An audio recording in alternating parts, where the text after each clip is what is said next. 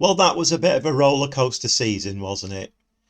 I don't really think any of us expected, certainly the board. I think I was saying that I'd be quite happy with playoffs. I don't think we expected to get to the playoff final. Would have been very nice to win it and get into the national, but realistically, it was my first season. The players had to get used to the system, had a few players that were playing out of position. The defence wasn't amazing. All of that's got to be rectified. But I think that maybe now let's just have a look at one or two stats, season review, bit of finances, which we haven't really talked about, which but are very, very important. So if you like stats, pull up a chair, get yourself comfy. It's not going to be hugely long, but if you don't like stats, suggest you go and make a brew, feed the cat, do something else, come back in a bit, and all of that boring stuff will be over. So let's get into it.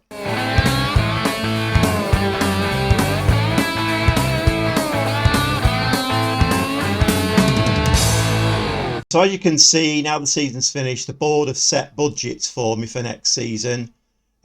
So we're looking at a slightly increased wage budget, 8,750, and I've got a transfer budget of 28,000, which is actually not too shabby. So fair play to them. Our overall balance has stayed fairly steady. We've dropped a little bit, but it stayed fairly steady. I mean, as at any club, the finances are really important, something we haven't really spoken about yet, but I've managed to keep the bank balance reasonably steady, which is, going forward is a really good thing. We need financial stability. Like I say, at any level of football, you need financial stability. And I think this season we've done that. It's absolutely fine. Income for this season has stayed fairly steady. There's not been too many peaks and troughs. So again, I think the overall balance would allude to that the income and expenses have been fairly steady. We've not gone too mad with transfers and wages. Quick look at the expenses. They've also stayed fairly steady. It's not been too many peaks and troughs again. As we know, we got to the playoff final, which was a reasonable achievement, I suppose. I'm never happy, so, nothing short of promotion, really. I think in the end, nothing short of promotion. We got so close, we got so close, and really, I am disappointed, and we are going to have to make one or two changes.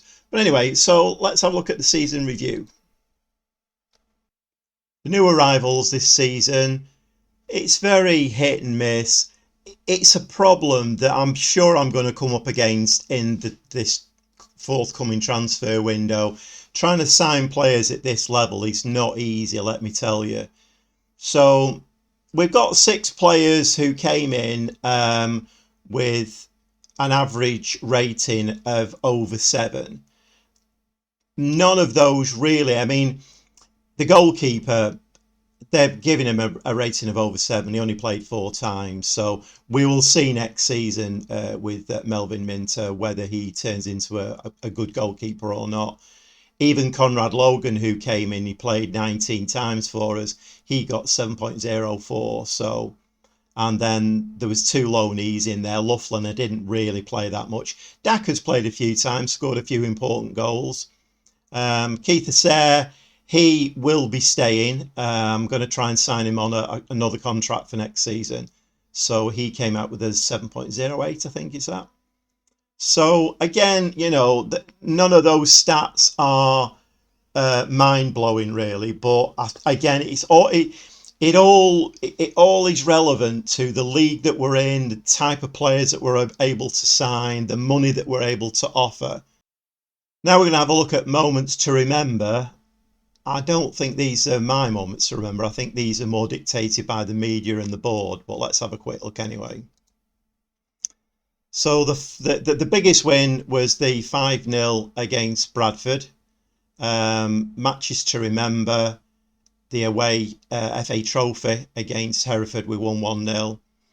And then this is quite interesting. Goal of the season was the 4-3 win against Chester, fairly early doors when our superstar midfielder Tomlinson scored a really great goal. And this all goes back to the same old story, is that at this level, if you've got a superstar young kid, you won't be able to hang on to him. They'll want bigger things, they'll want better things, they'll get a grumpy on. We saw that quite a few times, and then the problem with that is once you let them go, because you have to do, once you let them go, then other players in the team get a grumpy on because you've let a young starlet go, and it's a vicious circle.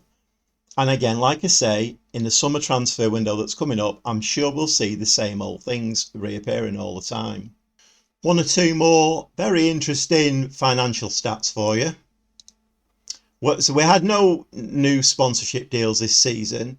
Annual revenue is all in the green, all looking quite healthy, which is obviously a good thing. We sold 232 shirts, and that totaled just under £12,000. Biggest shirt sale was Connor Hall, and then Henley, Shenton, Samson and Sharif were just behind that. Now on to how we lined up this season. So no surprise really in the tactic and the lineup. I think that's all fairly what I would have no real problems with any of that. Most of the players, apart from Milovanovic and Shenton, most players gained an average rating of over 7. Our awards ceremony, we gave out a few trophies for best ofs. So the fans player of the season was Connor Hall. Young player of the season, again, Connor Hall. Sign of the season, Conrad Logan, the goalkeeper. Goal of the season, as we've said, Tomlinson. Top goal scorer, Connor Hall, 20 goals. Most assists, no surprise, Blakeman, 14, although he did tail off towards the end of the season. I've had a quick look at his stats, and he's 30, going on 31. His stats are on the down low now, so I don't think he's not going to get any better, and I think he's actually tailing off a little bit now, so we'll have to look at that situation. And most player of the match awards, again, Connor Hall. The board have had a word with me about their expectations for next season, so we'll have a quick look at those. So I've got to work within the wage budget. They would be happy again with a top half finish, and then for the following 3 or 4 seasons they want to get into the playoffs. Well, that's all the stats done with. I'm off on my jollies now. Got my suitcase packed, off for a couple of weeks in the sun, relax, come back refreshed. I've left a few little things on the boil. I'm looking at staff, I'm looking at player acquisitions, I'm looking at possible players out of the door. So I'll see you in a couple of weeks, hopefully refreshed and raring to go.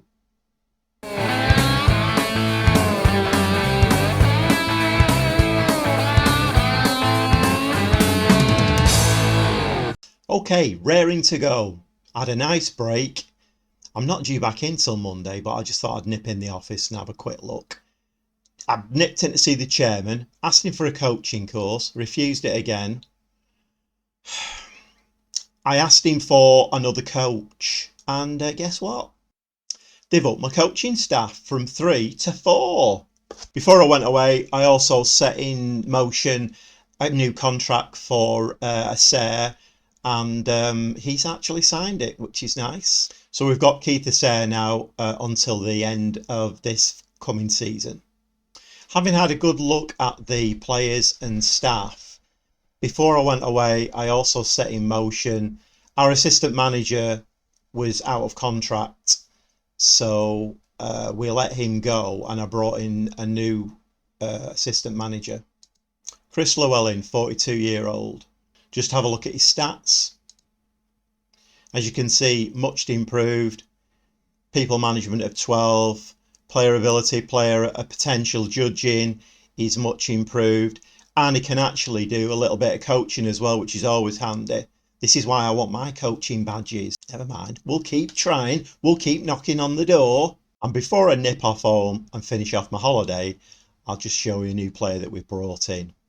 Elliot Forbes, new centre-back. He's a big lad, 6'4", it's what we need. 11 for heading, which is what we need. And is a little bit pacier than what we have. So that's one new face in. I'm sure as the summer goes on, we'll see lots more comings and goings.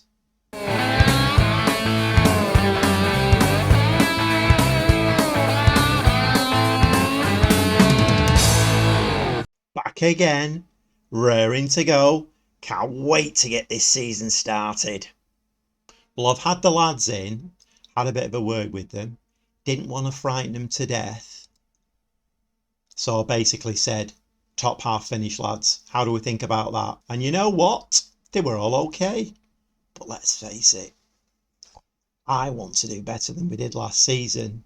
And to do better, we need to get into the national. That's my target. Keep it very quiet. We don't want to frighten the players to death, okay? We lost our head of youth development. Somebody came in and nicked him. So I've been out and signed another one. Rob Wright, 41-year-old, head of youth development. As I mentioned before, Blakeman, great player for us last season, but he did seem to drop off, didn't he? I think we all noticed his drop off. Had a look at his stats. They were on the decline. He was going on 31. So I decided not to renew his contract. I mean, that may come back to bite me, but anyway, I think I've signed a superstar in his place. Jack Evans, 3.5 star, potential 5 star. Could be a good player for us going forward. Here's his stats. Obviously left footed, wing back, got some great stats. I'm hoping he's going to hit the ground running. With the allocation of a new coaching position, I brought in this lad. Steve Thorber, 56-year-old coach. And also our previous fitness coach was out of contract. So I brought in a new fitness coach, Chris Mason. He has double the stats of the previous fitness coach we had. So with those two new acquisitions, alongside the new assistant manager who can do a bit of coaching, the coaching side of the club is now looking a lot healthier. Over to the playing staff, I brought in another new central defender, Nassim Kabouche, 2-star, potential to be 5. He's another big lad, 6'4", and he can head a ball. It's amazing when you start looking through the transfer listed players, the free transfer players, how many centre-backs can't head a ball? I can't get my head around that. Anyway, so it's Nassim Kabouche. These are his stats, 13th heading, like I say, 6'4", another big lad. We needed the height at the back. We needed good heading ability. The number of headers that we conceded last season was kind of off the scale a little bit. I'm not saying I've solved the problem. We'll only find that out when we start playing some games. But I'm doing my best, and that's all you can do. Remember me saying that there were problems at this level trying to sign players, bringing players in for various reasons. Either the club stature, the player is asking for too much money, etc.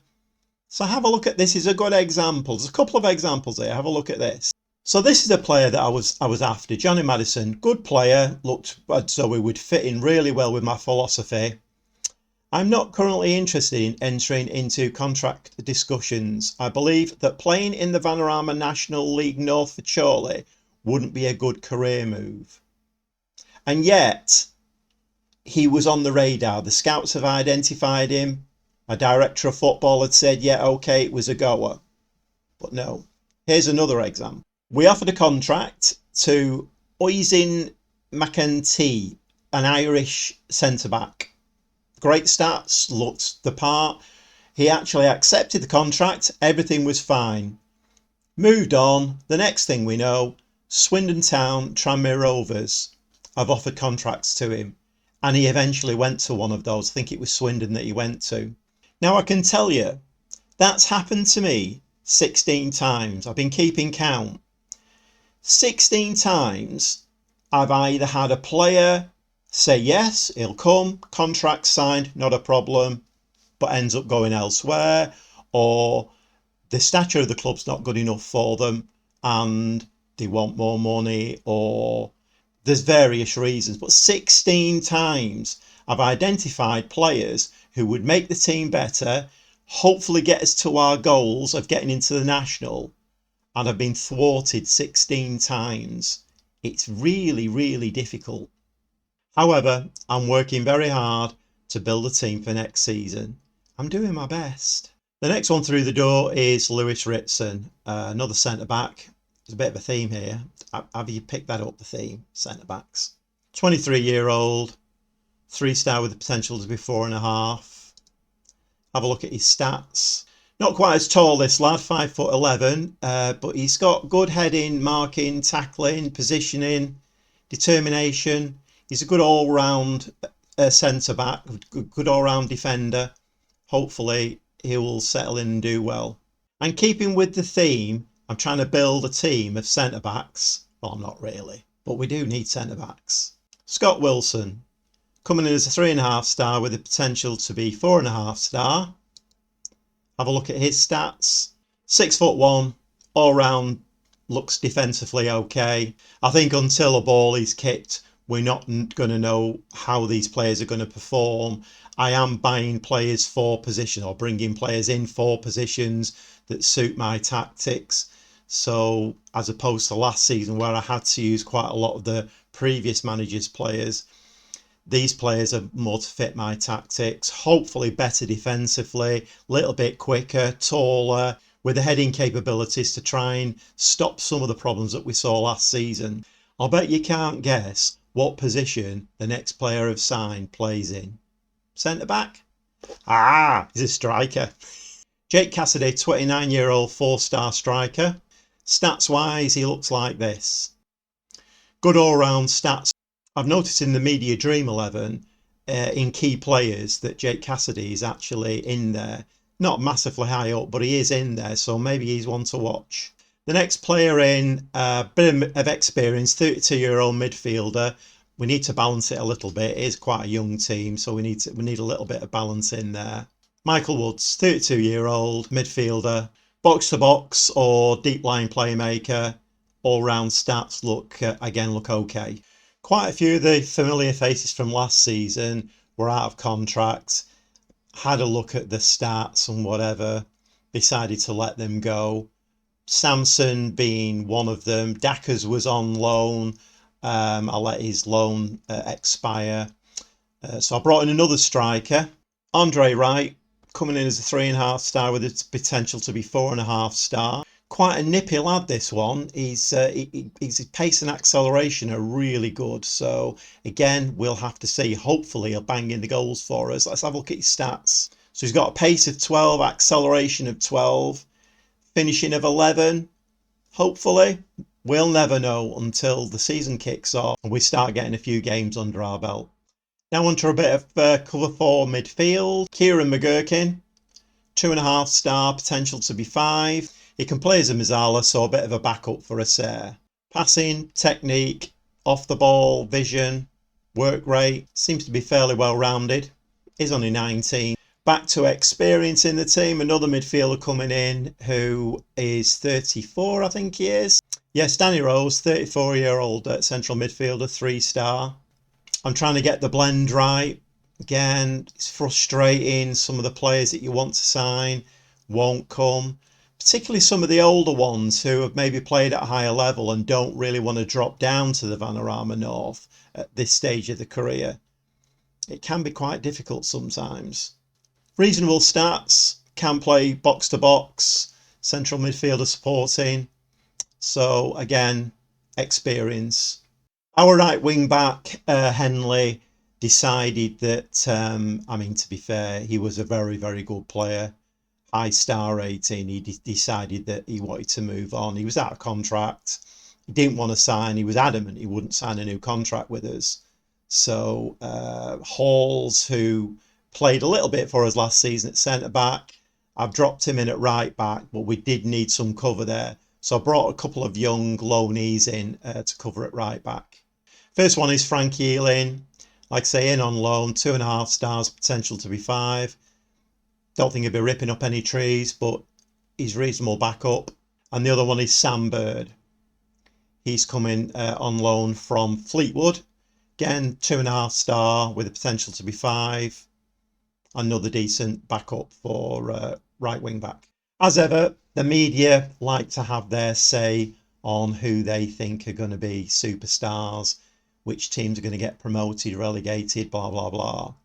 So they've had their say this season, or for the forthcoming season, and this is what they reckon. So they're giving us odds of 6-1 to be fifth. To be fair, we were ninth. I did have a look at this a few months ago. We were ninth. It's based basically on how they view your team at the time, and this is now based on the players that I've signed and the way our team is looking. So the media prediction is for us to be fifth. We have no players in the media dream 11. However, there's quite a few Fylde players in there, and we all know what happened to Fylde last season. They didn't perform. If they don't perform again this season, hopefully it opens the door for us a little bit.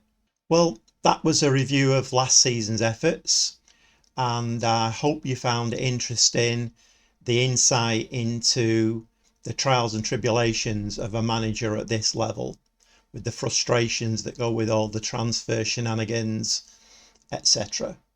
So I hope you did find that interesting. We've signed quite a few new players. It's a fairly new look team now, as you'll see when the season kicks off. Let's have a look at this season's fixture list and the schedule. Our pre-season was okay. We only had the one reverse against Lincoln, 3-0. Other than that, we popped a few goals in. Now at this stage, I would normally say I would show the first 2 games of the season. But looking down the list, I see we've got Fylde and Kidderminster 4th and 5th games into the season. Fylde are promotion favourites. Kidderminster are 2nd promotion favourites. So I think it probably makes sense to play Brackley, Farsley and Bradford offline, and then we'll come back and show live the Fylde and Kidderminster games. So we'll see you back for those 2. If you've enjoyed that, please give me a like, subscribe to my channel, and we'll see you next time for more from me, the Gobby Gaffer.